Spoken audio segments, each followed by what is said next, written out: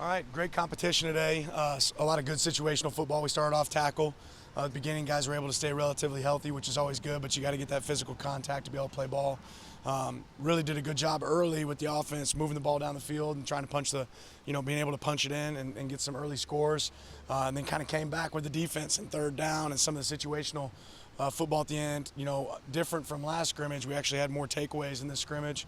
Got to do a better job of protecting the ball offensively, and then got to continue to do a good job of attacking it defensively. So can't get too excited or too upset either way there, but obviously some things to improve on. Saw a lot of young guys able to step up. I think we got a lot of good reps. One of probably our higher rep count scrimmages, but good for us to be able to see a lot of guys play. Do you care to share who produced some of those takeaways? No. Had a lot of good guys, had good reps today. I probably couldn't name them all. I mean, there was not a considerable amount of takeaways, but there was a bunch of guys attacking the ball today, which is great to see. What did you see out of Bucky and Noah today and throughout the rest of the spring camp so far? Yeah, I just think it's always fun for running backs, especially when it becomes tackle, right? Because you're not going down on a thud anymore, right? And they're able to break some tackles, create some positive plays. The other thing that we've been able to do with those guys is move them in and out of the backfield a little bit. They both catch the ball well, but seeing them line up in different positions and execute is good to see. Like your guys have done pre-snap penalties, pre-snap mistakes. I think we can be better there. Yeah, I think we can be better there. Good at times, poor at times, right? It's when you try to have variations and change the way you do things, that's when you see probably more of those penalties show up offensively and defensively. The key is that you want to have some change-ups. You want to be able to change your cadence. You want to be able to have different elements, and when you do it, you want to be able to execute at a high level. Did you get some guys on the roster today that aren't technically listed at tight end, playing some tight end? If so, how did they look out there for you?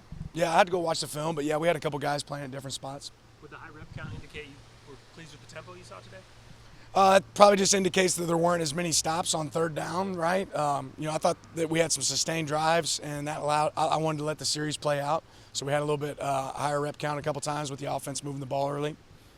A couple of new receivers having come in this offseason, Dan. Just how do you see that dynamic kind of working with Bo and working with both, Trayshawn and Tez, in particular with the first team offense, just how that's kind of coming together in these scrimmage settings? Yeah, I mean, I think each day those newcomers are getting better and better. Trayshawn made some great catches today. He's proven to do a good job of attacking the ball and playing strong at the point of attack. And Tez continues to show up. His speed continues to show up. Certainly we've got a dynamic room right now there with what we think we have coming in and with the combination of the guys that are here. What are some of the situational spots you want the offense working on besides third down maybe, but any other situational spots you've been working on with the offense specifically this week? Yeah, so like this week we worked some 4-minute, 2-minute scenarios, right? So you got the lead, you want to maintain the lead, you got to get a first down, right? We worked some end-of-game scenarios today where you don't have timeouts, you got to go score a touchdown. So just continue to work through red area, whatever that might be, but we want to give a lot of variety and try to make sure we are able to attack those situations. After last Saturday, you talked about seeing more consistency from your punters. You're needing to see that. How were they today and special teams as a whole? Yeah, overall, I thought we punted the ball pretty well today. Got to go back and look, to check that. But they forced some fair catches with great hang time and better ball location. I'm assuming you've probably opened up your weather app and seen that next week's supposed to be hot and sunny. How beneficial is that for you guys for the spring game with so many recruits in town and maybe more turnout from fans? It's always hot and sunny here. Just make sure they hear that. Marcus Harper able to give it a go at all tonight? No, he was not. And we're going to be precautionary with Marcus and not put him back out there in the fire. Last year had a great turnout for the spring game, and I know we've seen some other spring games that have already happened with not great attendance, but what would you say to the fans, and how much would it mean to you and the team and all the hard work they put in this offseason to see Autzen Stadium full next Saturday? No, I think that's what makes Oregon great, right? Our fans have phenomenal fan support. I'm certainly counting on our fans being here. Turned out it's a great day, not just for football. There's a lot of events around the day, other sporting events.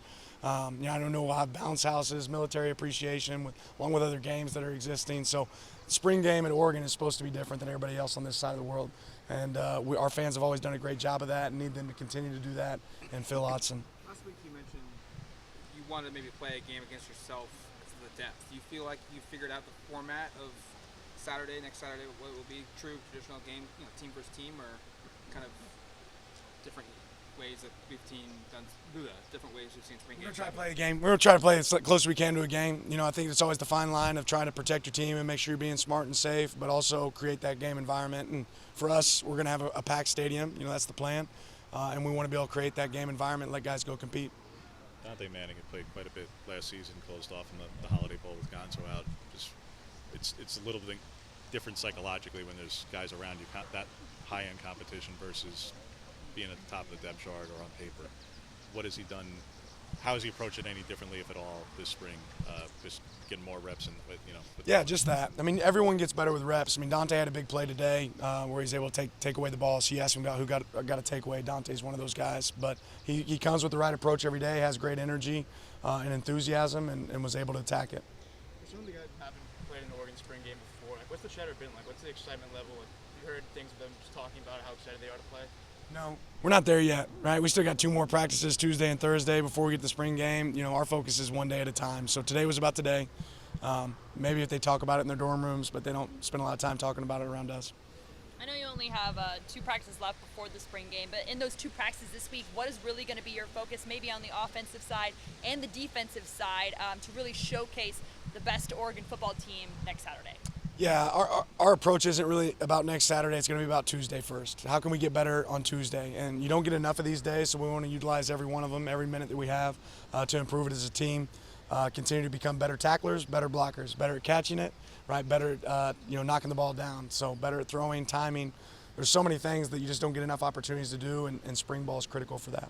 What do you think of the new clock rules that were just passed, and were you actually using them on the first downs? Yeah, we've been using them. We've been anticipating the rule change, based on what the feedback we've gotten for a little while now.